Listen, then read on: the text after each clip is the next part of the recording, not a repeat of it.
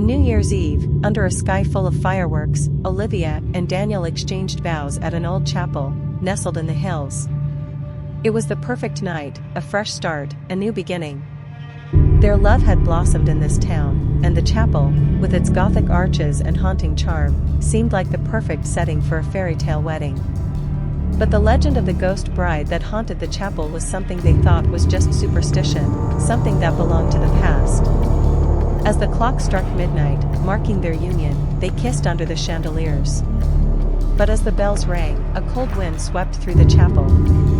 The lights flickered and then dimmed. The joyous mood shifted to an uneasy silence. The guests began to murmur, their faces pale as if something was wrong. Olivia and Daniel brushed it off, just nerves, perhaps.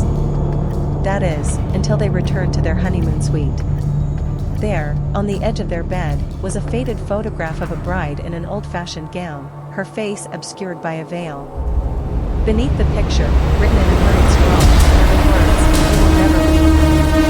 That night, the couple was awoken by faint whispers, a soft, mournful crying that seemed to come from the very walls of the room. Olivia, terrified, looked toward the window, where a shadowy figure stood, gazing back at her. The woman was dressed in an old wedding gown, her face pale and lifeless. In the weeks that followed, Olivia and Daniel were plagued by disturbing visions. The ghost bride would appear in mirrors, in shadows, in the corner of their eyes. No matter how far they traveled, she always followed. Their joy turned to dread as they realized they were being hunted by the spirit of a bride who had died on her wedding night many years ago. Legend had it that she had been betrayed by her fiancé, left heartbroken, and cursed the chapel before her death. Desperate to free themselves, they sought the help of an elderly woman who had lived in the village for decades. She told them of the ghost bride, whose spirit had never found peace. The only way to lift the curse was to uncover the identity of the imagining the trail that would guide her soul to the chapel. Olivia and Daniel scoured the town, piecing together old records. They discovered that the ghost bride's fiancé had been a man named Thomas Gray, the ancestor of the very family that owned the chapel. According to legend, he had abandoned her on their wedding night, leaving her to die alone in the very chapel where Olivia and Daniel had just been married.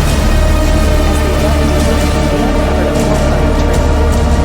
The curse could only be broken by a union between two people with a great bloodline and someone of pure love, someone who had married on New Year's Eve, just as the ghost bride had. Olivia's heart sank.